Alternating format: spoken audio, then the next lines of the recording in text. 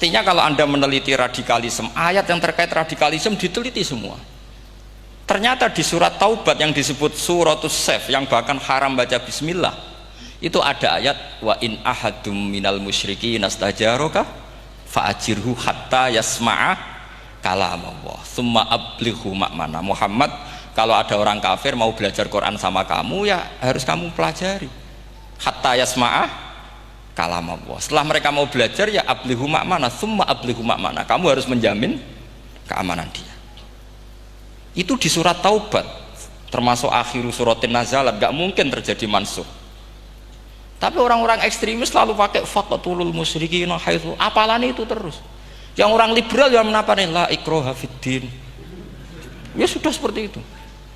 Sing orang-orang ora tegas, ora tau nahi mungkar, ya ma arsalnaka ila rahmatal lil alamin, ngono terus. Yang kelompok tukang nahi mungkar, ya ayatnya amen nahi.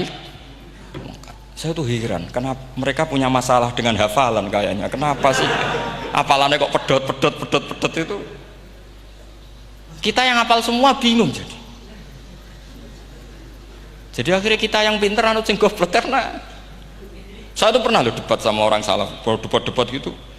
Setelah saya mengutarakan sekian hadis, ada tuh Pak hadis itu, waduh, harusnya kamu ngaji saya, ada debat tuh yang level. Kalau nggak level tuh nggak boleh katanya. Itu kan ngeri. Makanya ini penting ya, kalau sampean tanya ingin jadi alim tafsir, ya harus hafal Quran semua.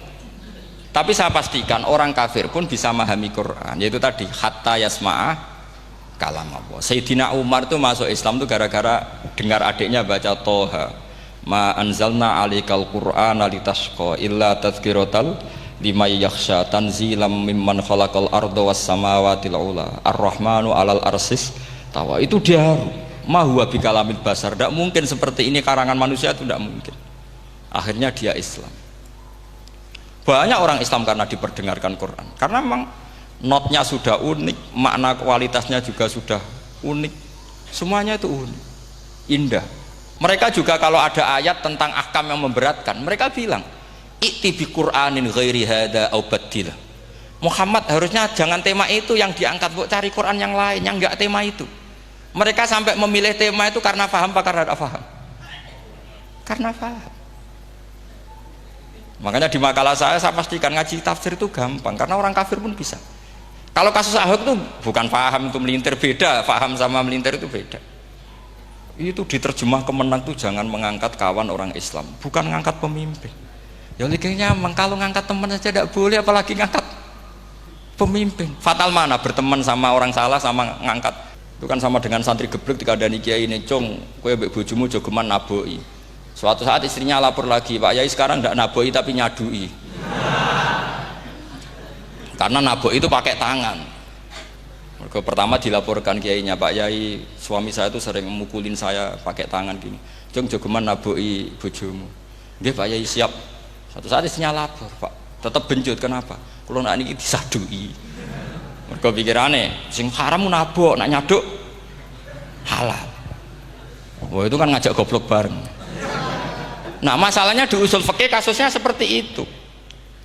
Sepakat ya hati. Bayangkan sekarang banyak gerakan-gerakan ahli Quran katanya, tapi nggak memahami ilmu usul fikih.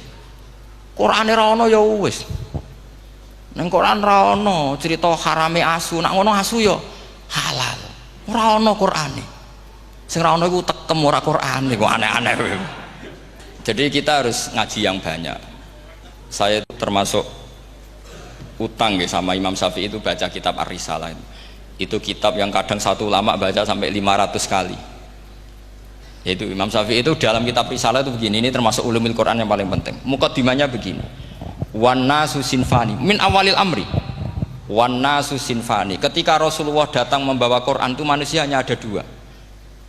Al kuffar sing dari jenis ahli kitab dan kuffar dari jenis yang tidak ahli kitab. Bahkan tidak ada orang Islam zaman itu. Pertama Nabi jadi Nabi itu adakah pendengar yang Muslim? Kan tidak ada, semuanya ahli kitab. Makanya susah kalau Quran kamu analisis korbannya orang Islam tuh, kata Ibnu Umar tuh lucu. Dulu tuh mukhatabnya tuh orang kafir, jelas kuliah ayyuhal kafir. Kalau mukhatabnya itu orang kafir ahli kitab, itu kemungkinannya ya dua. cara mereaksi Quran, yaitu disebut lam yakunil ladzina kafaru min ahlil kitabi wal musyrikina munfakina hatta ta'tiyahumul. Jadi lam yakunil ladzina kafaru, jelas kafaru itu umum. Kemudian ditafsir kafaru itu ada yang min ahlil kitabi, berarti kafaru yang jenis Yahudi Nasrani. Ada kafaru yang min ahlil kitabi wal musyrikin, kafaru yang jenis musyrikin, yaitu kafir Mekah. Karena cara kaidah nahwu al-atfu yaqtadi taghayyur, kalau ada ataf pasti konteksnya beda. Jaa Zaidun wa Amrun, berarti Zaid ada Amar, Amar ya ada Bakar, karena Jaa Zaidun wa Amrun wa Bakrun, pasti orang ini berbeda. Tidak boleh orang yang sama kamu pakai ataf. Ini sudah clear ya ini ya. Kemudian cara pandang mereka ya beda. Ketika Rasulullah mengajak tauhid, itu ahli kitab tidak masalah, memang harusnya Tuhan itu satu, tidak masalah bagi ahli kitab. Problem bagi ahli kitab adalah Muhammad itu nabi, itu kita nggak suka. Kalau Tuhan satu oke, tapi kalau Muhammad nabi tidak oke. Kita bisa jadi nabi, kata mereka, karena mereka merasa nasabnya sampai Ibrahim. Sementara zaman itu mereka sanksi Muhammad itu nasabnya konti, gak jelas. Sehingga dalam konteks ini Allah menjawab ahli kitab dulu. Ini itu disebut Muhammad itu nasabnya jelas. Ini itu fihi ayatum bayinatum maqamu Ibrahim. Ini saya dengarin. Ibrahim itu jelas pernah ke Mekah. Bukti Ibrahim pernah ke Mekah adalah jejak kaki Ibrahim di makam apa? Makam mereka, artinya buatan kuburan, buatan jejak kaki Ibrahim ketika bangun Ka'bah. Fihi ayatum bayinatum maqamu Ibrahim. Pun. Kalau Ibrahim pernah di Mekah, artinya beliau pernah nikah di Mekah. Paling tidak punya dzurriyyah di Mekah. Jadi Ismail dibawa ke Mekah.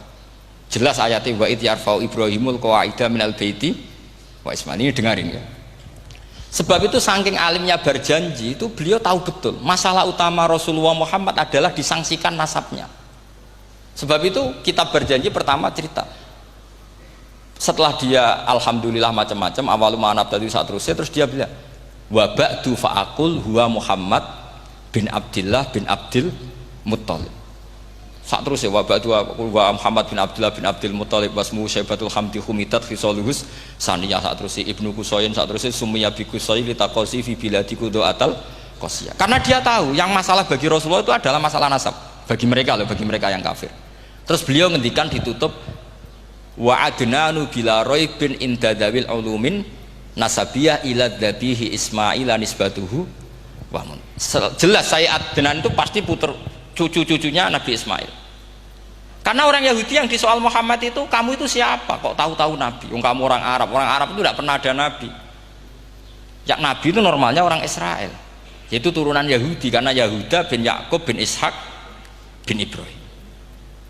Akhirnya Allah membuktikan fihi ayatum bayinatum maqami. Bukti kalau Ibrahim pernah di Mekah adalah jejak kakinya di Mekah, itu dekat Ka'bah. Ini jawaban Allah yang tentang ahli kitab, karena sudah jelimet. Ada ilmu ansab, ada ilmu nasab, ada polemik kitab samawi.